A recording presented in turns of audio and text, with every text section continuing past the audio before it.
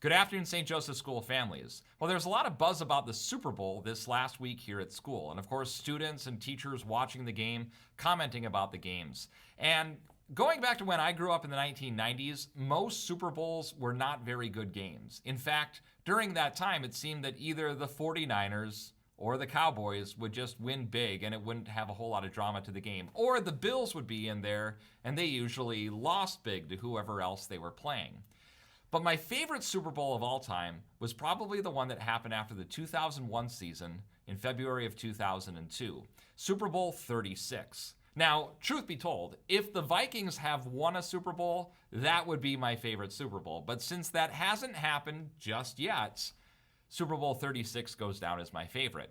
Now, to refresh your memory, in that Super Bowl, there was a team that had never won the big game before, the New England Patriots, with a quarterback that was new as their starter, some guy named Tom Brady, going against the St. Louis Rams, and they won 20-17 with a field goal at the very end of the game, pulling off, which was at that time the second biggest upset in Super Bowl history. But for as great as that game was, the halftime show was probably even better. And every time I see a video of that halftime show, it just sends chills up my spine. That was the year that U2 played the halftime show and did it as a tribute to the victims of 9/11, which had happened just a few months earlier.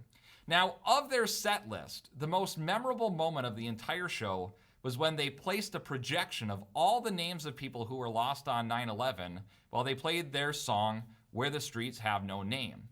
Now, when asked about that song and its choice, their lead vocalist Bono said that that's the song we play whenever we need God to walk through the room. Now, as we move on from another Super Bowl and we move into the season of Lent and think about the next Super Bowl and the fact that the Vikings will win it next year, right? But as we move into Lent, it's a great invitation for us, like the song, to invite God to walk through the room. And so as we move through our school year, it's a great time again to invite God to walk through our chapel at Mass, and to walk through our classrooms, and to walk through our playground, to walk through our halls, and to walk through our offices. I also hope that during this Lent time, we invite God to walk through our homes, walk through our curriculum, walk through our budgeting, and even walk through all of our mountains of paperwork.